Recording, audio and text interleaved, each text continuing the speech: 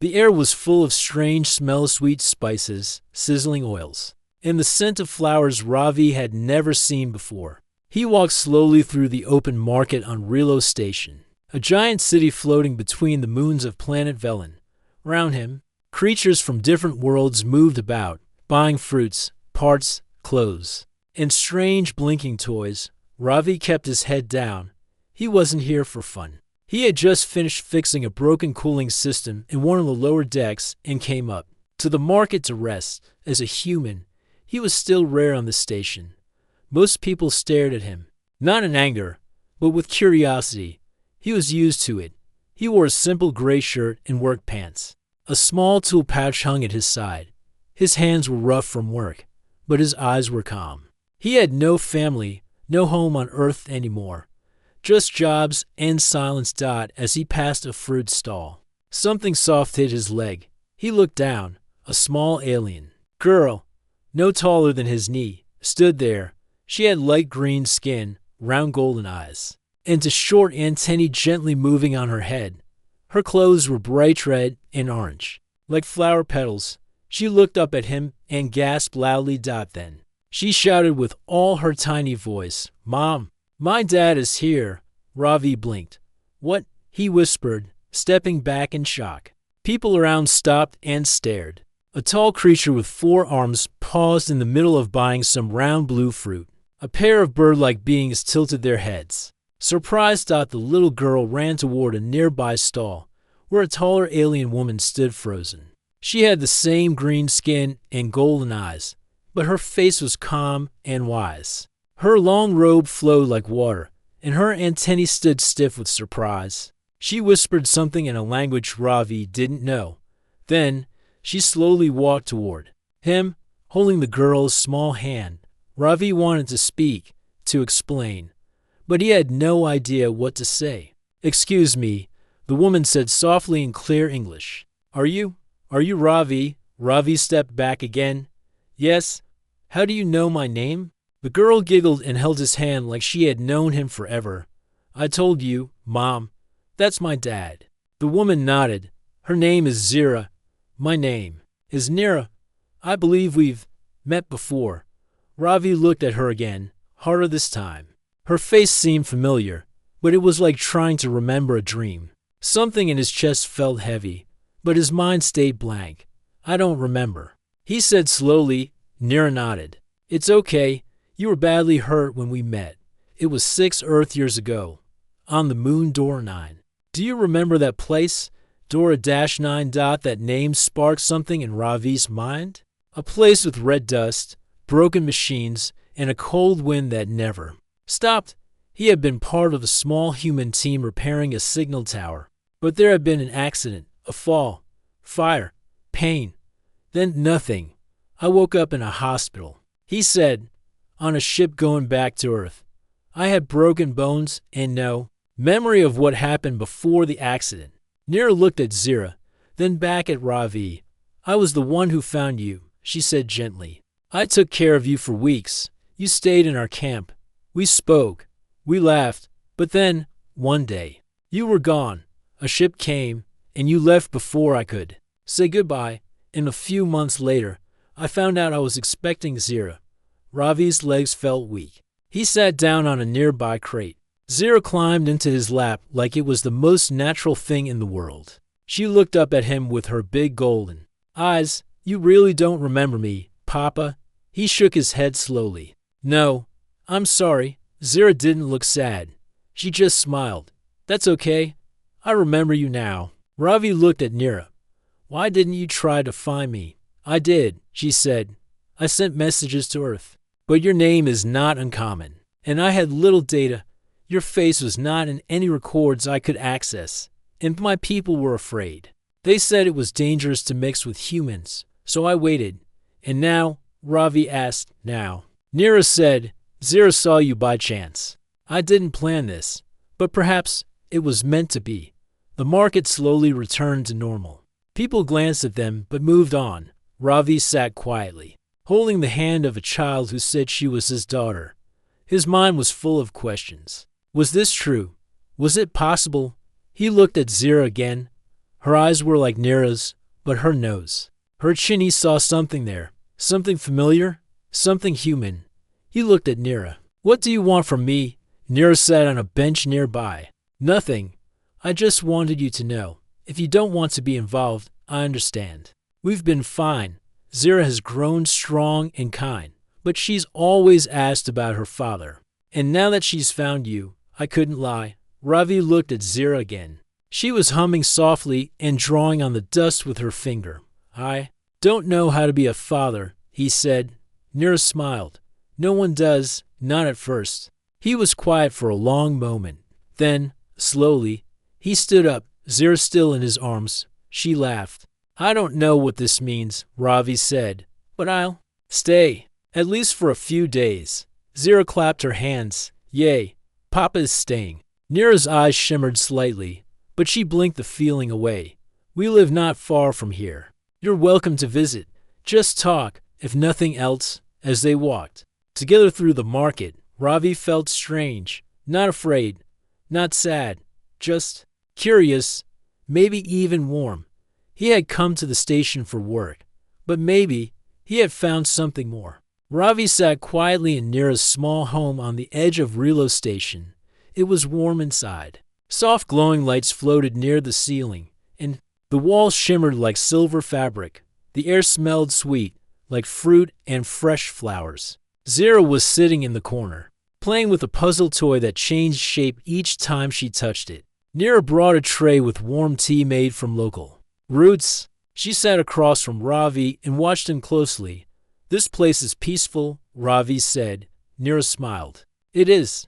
I chose this part of the station because it feels safe." Ravi nodded and looked down at the tea in his hands. It was dark purple and gave off a soft steam. He took a sip. It tasted like berries and honey. His mind was still spinning. "I keep thinking," he said slowly, "maybe this is all a dream." "It's real," Nira said gently. "Zira is real. I am real. And your memories, even if they are broken, they are real too." Ravi looked at her face. It was soft, calm, and kind. The more he looked, the more a strange feeling grew in his chest, like he had known her once, like her voice belonged to a safe place far away. "Tell me what happened," he said at last. "Everything you remember." Nira nodded. "It was 6 Earth years ago," she began. "My team was on Door 9.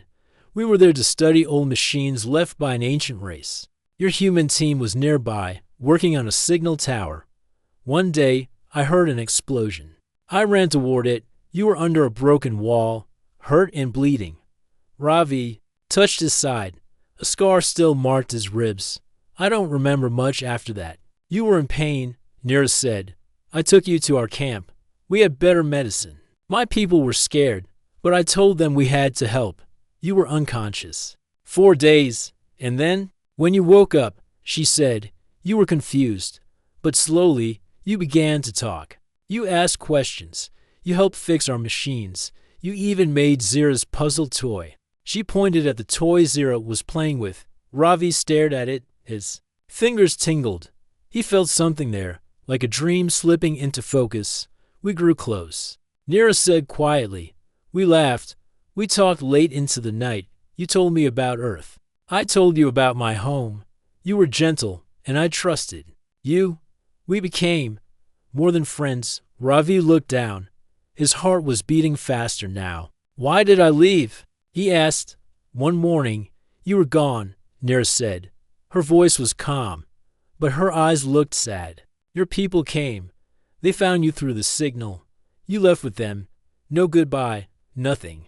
Ravi closed his eyes. "I must have lost my memory before they came. I don't remember being taken. I just woke up in a ship. Doctors said I had brain damage." Nira nodded. "That explains it." Ravi looked at Zira again. She was now building a small tower with her toy. She looked up and smiled at him. "She's so smart," he said. "She learns quickly," Nira replied. "She loves puzzles and machines. Like you. Is she really mine?" he asked in a whisper. Nira stood and walked to a small shelf. She took out a glowing crystal and held it in her hands. "Our science is different," she said. We can blend genes when there is strong harmony between two people. It is rare. We never forced it. But when we were together, something inside me changed. My body chose to grow new life. She gave him the crystal. He held it and saw two lights inside, one golden, one white. One is her, Nira said. The other is you. You are part of her. Ravi's hands trembled. I didn't know, he said. I never blamed you, she said. I miss you, yes, but I knew it wasn't your choice. Zira ran over and climbed into Ravi's lap again. She held his hand and looked up.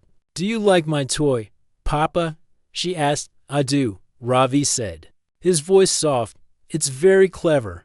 You made it. She laughed. Mama told me. I knew you would. Like it? Ravi smiled for the first time in many months. Zira, he said. Do you want me to stay here for a while? Yes, she shouted happily. Stay forever.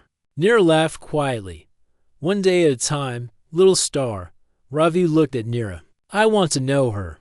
I want to remember more. If that's okay, you are welcome here, Nira said. Both of you belong. They spent the rest of the evening talking, drinking tea, and watching Zira play. As the lights dimmed and the stars outside the window began to shine, Ravi felt something he hadn't felt in a long time. Peace. The next day, Ravi and Nira walked to the repair center together. Nira worked there part-time, and Ravi had promised to help fix an old communication tower. Zira skipped beside them, holding both their hands as they passed through the market again. People looked at them, but this time, Ravi didn't feel alone. He had a small hand in his, a memory in his heart, and a mystery unfolding with every step. When they reached the tower, Ravi looked at the broken wires and dusty panels. Looks easy, he said with a grin. Nira smiled. Let's see if your human tricks still work. Zira stood to the side and cheered. Go, Papa, go. Ravi laughed. Yes, this was real. And maybe this was the start of something beautiful.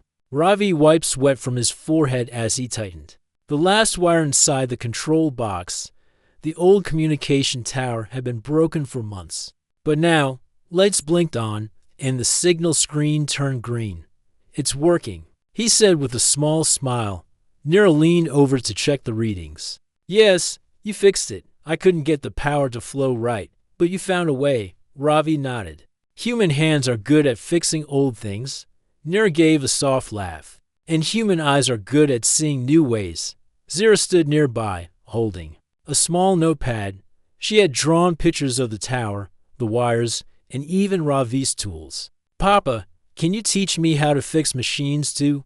Of course, Ravi said. We'll start with something simple. She grinned and ran round in a circle. Yay, I want to build a spaceship one day. You will, Ravi said. Maybe even a better one than mine. Just then, a loud click came from the back of the tower. Ravi turned quickly. Did you hear that? Nira nodded. Something moved. They walked toward the sound. Behind the tower was a storage room used for tools and old equipment. The door was half open. Ravi stepped inside carefully. The room was quiet, but something felt strange. He looked around. Old boxes, broken screens, and wires were scattered. Nothing seemed out of place. But as he walked deeper, he saw something small and shiny on the floor. It was a tiny round device with a blinking red light. Nira, he called. Come here. She entered and looked at the object. Her eyes widened.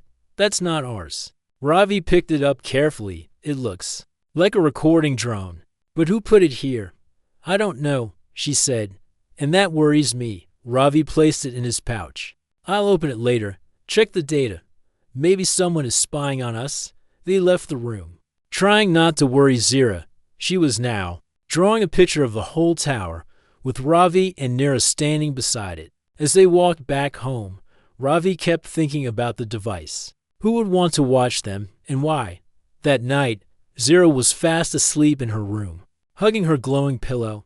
Nira sat beside Ravi on the soft floor mat in the main room. Ravi had opened the small drone and was reading the memory chip. There are voice clips, he said, mostly background noise. But there's one message. He pressed play. A low voice spoke in a strange language. Nira listened carefully, then her face turned serious. It's from a group called the Pure Light. She said, they are against any mixing between species. They believe every kind should stay pure. Ravi frowned. So, they don't want Zira to exist? Nira nodded slowly. Yes, and they don't want you near her. Ravi's jaw tightened. She's just a child. What danger is there in love and family? They fear what they don't understand, Nira said. Some think humans are too different, too emotional, too free. Well, that's what makes us human, Ravi said. We think differently. We care. We adapt. Nira looked at him kindly. That's why I trusted you. They sat in silence for a moment. Then Ravi said, I won't run away this time. If someone's watching us, we need to find out who and why. I agree, Nira said. But we must be careful. Over the next few days, Ravi stayed with Nira and Zira. They laughed, played, and worked together. Ravi showed Zira how to fix small machines. She was quick to learn. She even made a tiny robot that followed Ravi around like a pet. One afternoon, they visited the outer docking area. Old starships were parked there, waiting to be repaired. Ravi's eyes lit up when he saw a broken Earth-style ship with 3 long engines. Looks like home, he said, touching the hull gently. Zira looked at the ship and said, Can we fix it, Papa? Ravi smiled. Maybe, but it would take time. I can help, she said proudly. Nira stood behind them. She really believes she can fix anything now. She gets it from you, Ravi said.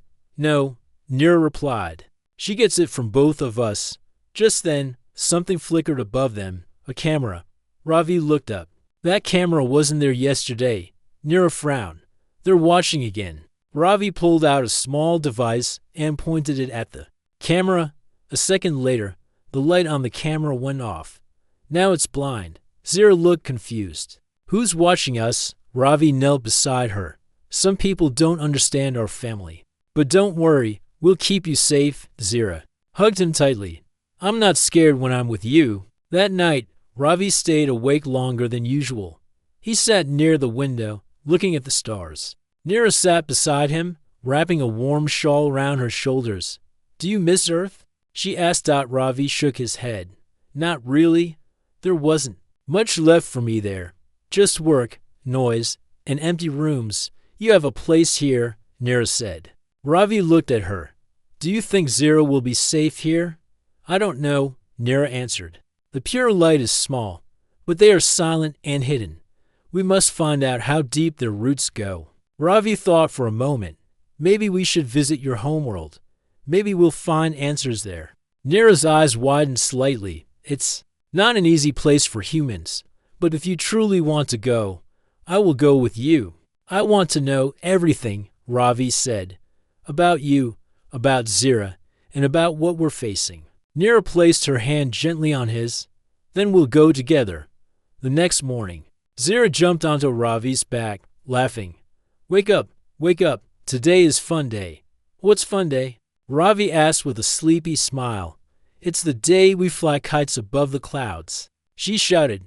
Mama promised. Ravi looked at Nira. You have kites. We do, she said with a grin. And you're flying one too, as they flew colorful kites high above the station. Ravi felt the wind on his face and Zira's laughter. In his ears, for a moment, there were no spies, no danger, just sky, family, and joy. But far below, in the shadows of the station, someone was watching, and they were not smiling. The station sky dome stretched wide above Ravi's head, painted in soft pink and orange light. Rilo Station was always beautiful at sunrise, high above. The ships moved slowly like stars swimming through the sky. But Ravi wasn't looking up. His eyes were fixed on a small, blinking screen in his hand. It showed lines of data from the drone he and Nira had found near the tower last week. I decrypted more files, Ravi said quietly. Nira stood beside him, holding a tablet that glowed with security maps of the station. What did you find? Ravi pointed at the screen. There's a signal bouncing between different parts of the station. It's coming from a secret network, and it's active again. The drone didn't work alone. Nira's face turned serious. So, The pure light is not just watching us, they're planning something. Zira sat a few steps away, drawing stars on a paper with her glowing marker. She looked up and asked, "Are we fixing another machine, Papa?" Ravi smiled gently. "Kind of. Little star, we're fixing something broken that we can't see." Zira nodded as if she understood. Nira looked around. "We shouldn't talk here. Let's go to the repair shop."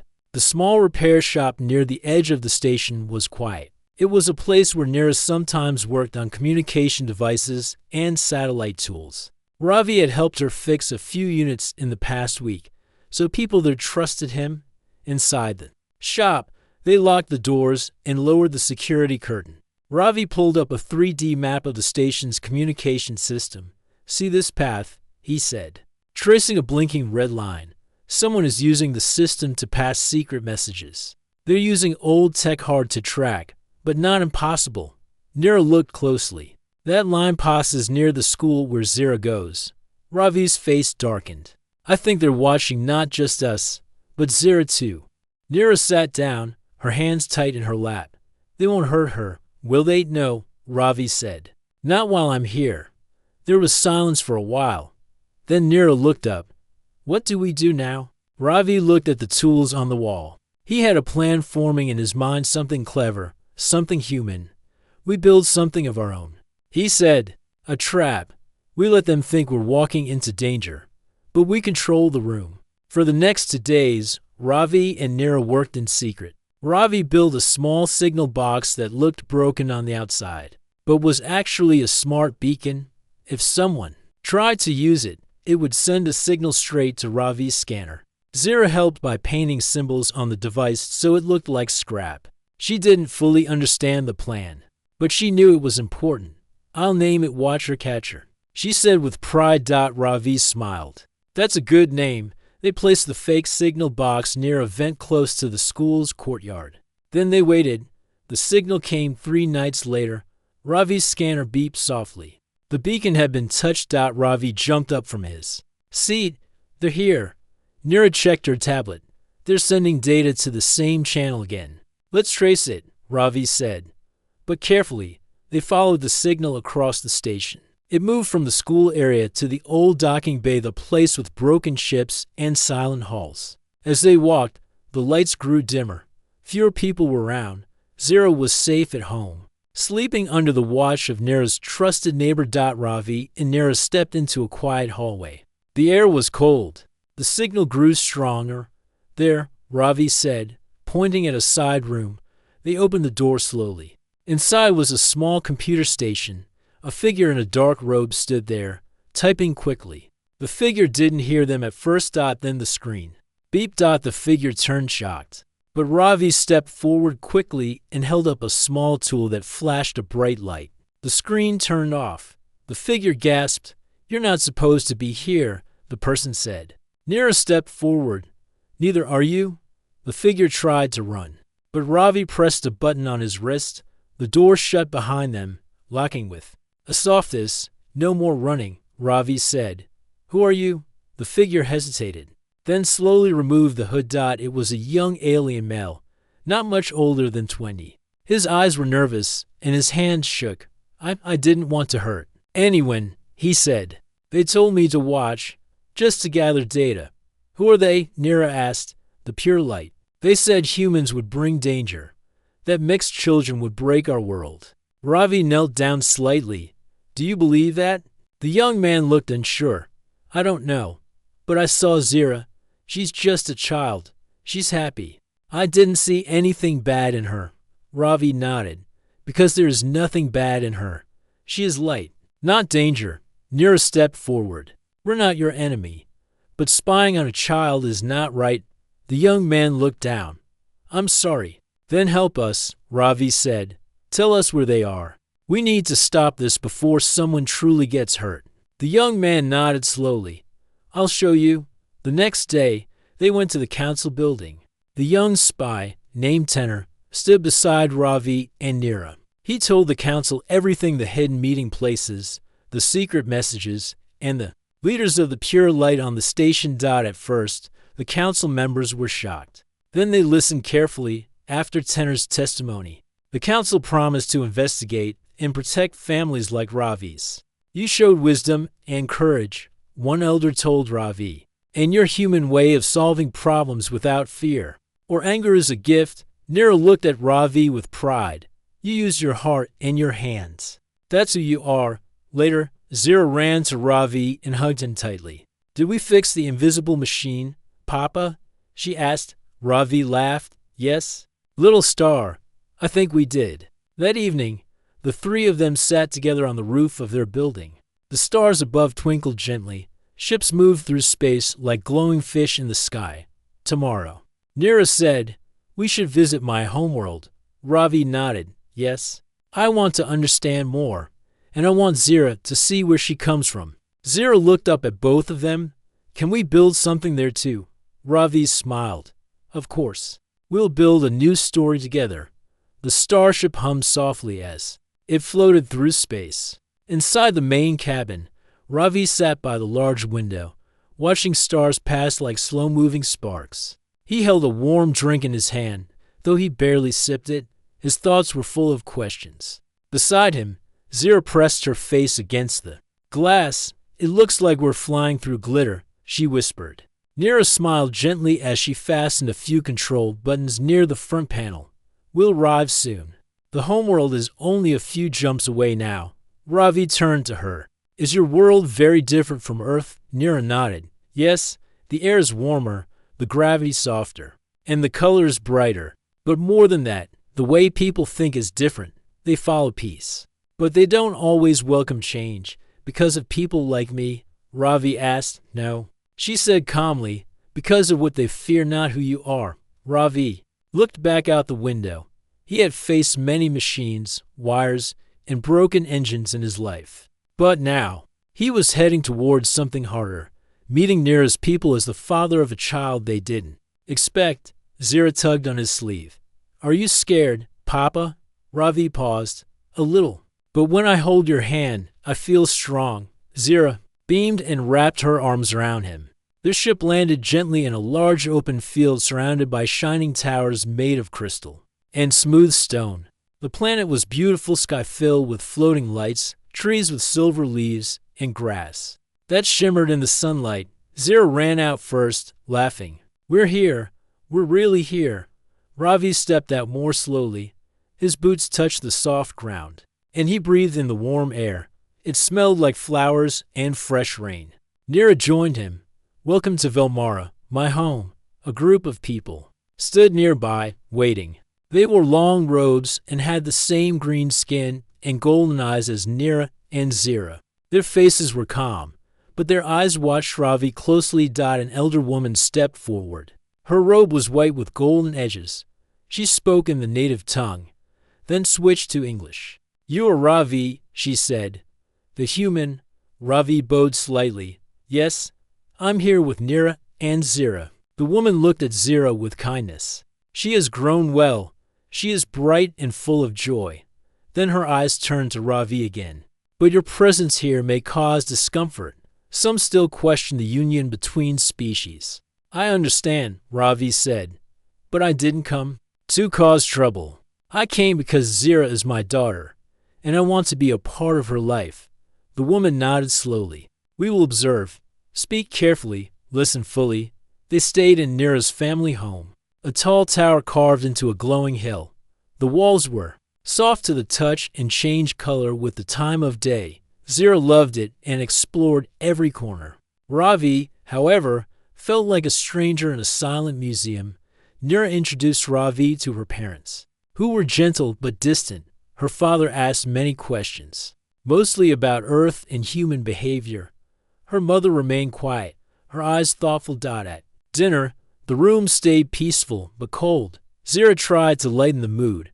Papa fixes everything, even broken robots. Nira's father smiled a little. That is useful. Machines do not argue. Ravi answered calmly. But they also don't love. That's why people matter more. The old man looked at him closely. You speak well, human. The next day, Nira took Ravi to the council garden, a place where leaders and teachers met. The garden had giant floating plants and pools that sang when touched. A council member approached a man with silver antennae and deep eyes. "I heard about you," he said. "You helped stop the Watchers on Rilo Station." "I did what I could," Ravi replied. "To protect my family." The council member nodded. "That shows honor. But honor must meet understanding. Do you know what your presence means here?" "I'm learning," Ravi said. "I know some people fear change. But I'm not here to break anything. I'm here to build." "Build what?" "A bridge," Ravi said simply, "between your world and mine." The man was silent for a moment. Then he touched Ravi's shoulder gently. "We will watch, and we will see." Later that evening, Ravi sat with Zira near a glowing pond behind the house. Zira dropped small stones into the water. Each one made music, soft, ringing notes. "Do you like it here?" she asked.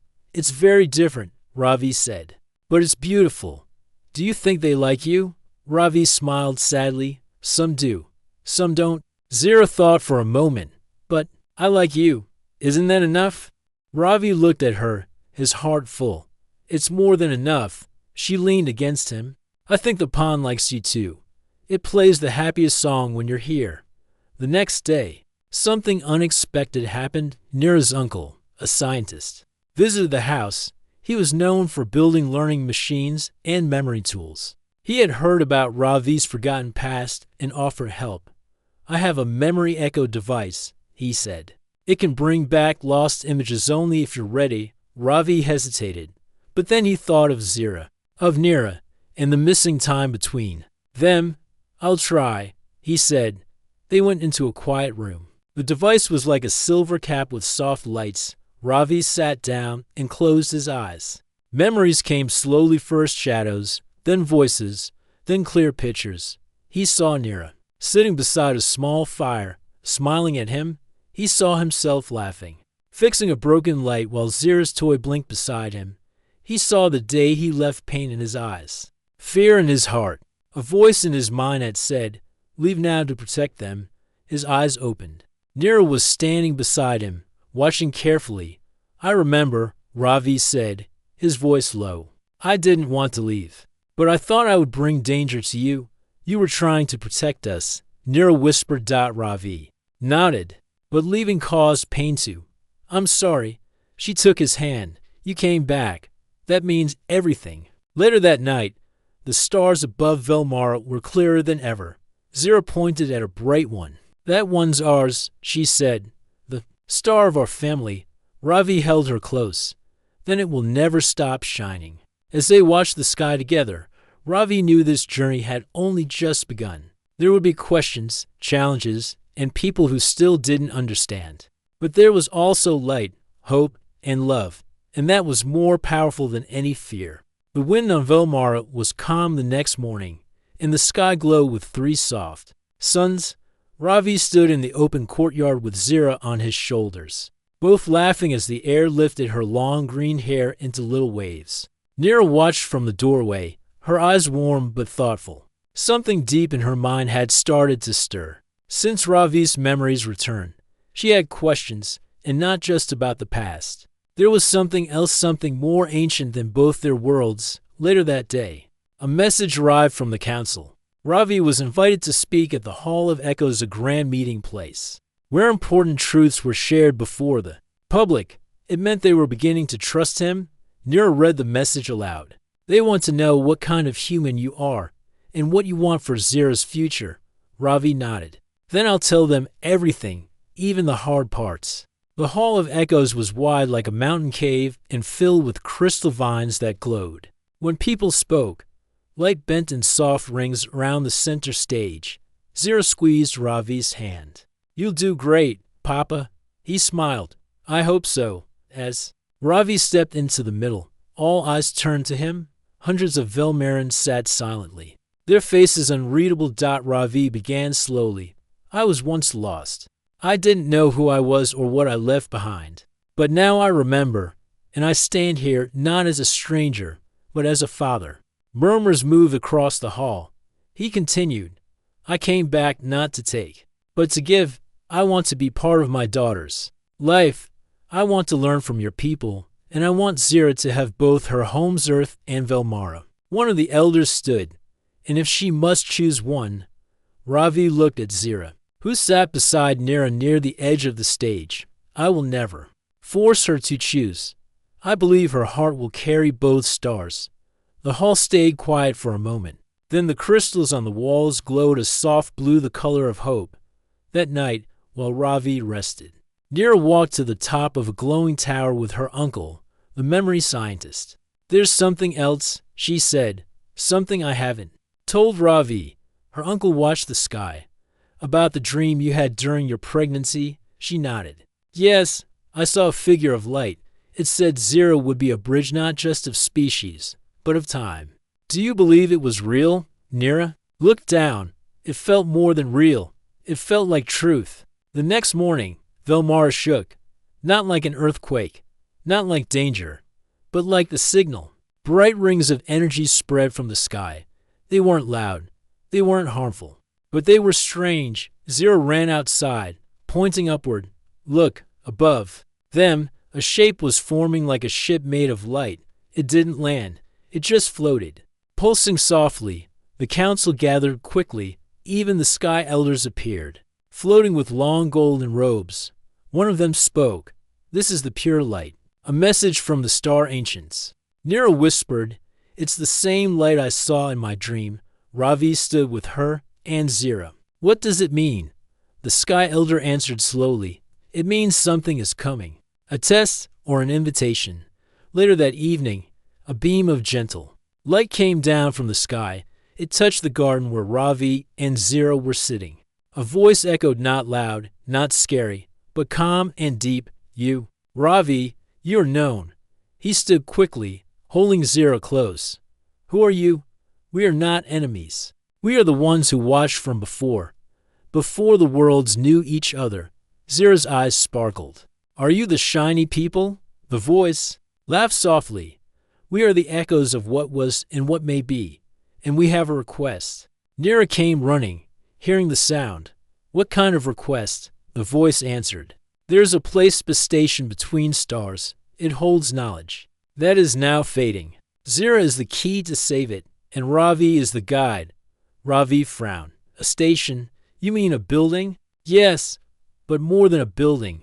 A mind, a map, a memory of many civilizations. Zira stood straighter. What do I have to do? Just be yourself, little bridge. The light faded, but the warmth remained. The next morning, the council allowed Ravi and Nira to take a new ship, one meant for travel to ancient places. Zira was excited, already packing shiny stones and her soft pillow. Ravi stood at the edge of the launch pad, watching the light ship they were given. I never thought I'd leave Velmara so soon, he said. Nira joined him. But this time, we're going together. Zira ran between them, holding both hands. And we'll find the shiny place. As the engines lit, the ship rose gently. Stars opened before them like eyes blinking awake. Inside the ship, Zira sat in a special seat that responded to her touch. Colors shifted as she giggled and sang little songs. She didn't know it, but the ship was learning from her. Ravi leaned back, watching her. She's not just smart, she's something more. Nira nodded. She was born under two skies. That makes her different, in a beautiful way. A soft hum filled the ship. A path opened before them, a silver thread through space. Zira pointed. There, the music path. They followed it. As they reached the ancient station, a large sphere appeared in the darkness of space. It glowed like a pearl and had rings moving around it slowly. The ship connected on its own. Doors opened. Silence greeted them. Ravi held Nira's hand. Are we ready? She smiled. We were born ready. Zira skipped forward. Come on. It's waiting for us. Inside the station, the walls shimmered like water. Let's follow Zira's steps. Then a voice, like the one from Velmara, spoke again. Welcome, bridge child. Your time begins now. Zira placed her hand on a round stone in the center. A bright light covered the room. Images flashed, worlds, stars, languages, and old songs. Zira's eyes were full of wonder. Ravi and Nira stood beside her, silent as the star station whispered secrets only Zira could hear. But they all knew one thing. This was not the end. this was only the beginning of something far greater. Zira stood in the middle of the glowing room, her hands still resting on the smooth, round stone. Lights danced all around her like small stars. They moved when she moved, like they were listening to her heart. Ravi and Nira watched silently, holding each other's hand. The station felt alive now. It had been quiet for many years, but Zira's presence had awakened a dot suddenly. A soft voice echoed through the walls. Zira has opened the memory stream. She is the key. Zira turned toward her parents with a big smile. They are showing me songs from long ago. What kind of songs? Ravi asked gently. Songs of the stars, she said. Songs from Earth. Songs from Velmara. Both, Nira whispered. So, the station is knowledge from both worlds. Yes, the voice replied. This place was built by many races. Earth humans left their thoughts here long ago, and so did others. It is a place of remembering. Zira walked slowly toward a new door that opened by itself. Behind it, there was a large screen that showed images of old Earth cities, green Velmaran forests, strange flying machines, oceans, and stars. The voice spoke again. This station is called Lumakai. It was made to keep peace between far planets. But over time, it was forgotten. Ravi asked, why was it forgotten? Because no one came. They stopped believing in unity. They built walls. They stopped sending their children to learn together. Nira looked down. But Zira came, yes. The voice said gently, and that changed everything. Zira touched the screen. Suddenly, a bright circle appeared, a message from Earth. Ravi stepped closer, surprised. The message played. A human woman in a white lab coat appeared. If this message is received by anyone, know this. Earth remembers Velmara. There was once friendship, but we lost the path. If you are from Velmara, or if you are part of both worlds, we want to meet again. The message ended. Ravi was silent for a moment. He finally said, Earth sent that, but they didn't know if anyone would hear it. Zira nodded. But we did. Back on Velmara, the glowing ship that carried them had sent a signal back. The council was watching everything from afar. They were amazed by what Zira had awakened. One of the elders stood and spoke to the others. This child has done something greater than all our leaders. She has reconnected the path between stars. The council sent a new message to the family. We support Zira. We support her mission, and we wish to speak with Earth again. Inside the station, new rooms opened. They were full of books, star maps, and strange plants glowing in soft colors. It felt like a library, a garden, and a school all in one. Zira sat near a floating orb. She called it the Dream Ball. It showed memories, hers, her mom's, her dad's, and even one she didn't recognize. She turned to her parents and asked, what should I do with this place? Ravi knelt beside her. What do you feel in your heart? I feel it's not just for me. It's for many children. Maybe children from Earth and Velmara can come here one day. Nira smiled. Then let's make that happen. The next days, we're busy. Zira, Ravi, and Nira worked with the station's voice to organize everything. The lights guided them. The rooms prepared themselves. Machines helped fix small broken parts. Then the station gave them a gift, a tiny cube. This is a seed, said the voice. If placed on a planet, it will grow into a new school of light. You may take it to Earth, or to Velmara, or both. Zira held the cube gently. I want both, she said. 2 schools. One on Earth, one on Velmara. Children from both worlds can visit each other. Later, as they prepared to leave the station, Ravi looked out the window one last time. This place changed everything. Nira joined him, and Zira did it with love, not power. Ravi laughed. She did what many leaders couldn't. She built a bridge with her smile. Zira came running. Come on, Papa, Mama, it's time to go home. They returned to Velmara first. The council greeted them with respect and joy. Many people gathered to see Zira, waving shiny flags and throwing flower petals. Zira stood proudly, holding the cube in her hands. A new school was built on Velmara soon after. Not a normal school. A school of light, of peace, of stories. It was named Zira's Star. Children from Velmara and a few brave visitors from Earth started to attend. They learned about kindness, science, stars, and friendship. Zira became a symbol, not a ruler. Not a leader, but a bridge, a peaceful link between two very different worlds. 1 year later, Ravi stood on Earth again. Beside him was Zira, now a little taller, and Nira, holding his hand. Earth had changed too. They were ready to talk, to learn. They had even built their own school of light using the second cube. Zira entered the Earth school and smiled. The children smiled back. No one laughed at her green skin. No one stared too long. They listened when she spoke, and when she finished telling her story, one small boy raised his hand. "Are you from space?" Zira giggled. "I'm from two places." Another girl asked, "Can we be friends?" Zira nodded. "Yes, that's why I came." That night, Ravi stood on a balcony, looking up at the stars. Nira joined him. "Can you believe it's only been a few months? It feels like a dream," he said. "But it's real," she answered. Zira ran to them with a drawing. She had made a picture of two worlds connected by a glowing bridge. On it were many children holding hands. At the bottom, she wrote, "One heart, two stars." Ravi picked her up. "That's beautiful." Zira looked at the sky. "Do you think there are more bridges out there?" Ravi smiled. "Maybe, and maybe you'll help find them." The end.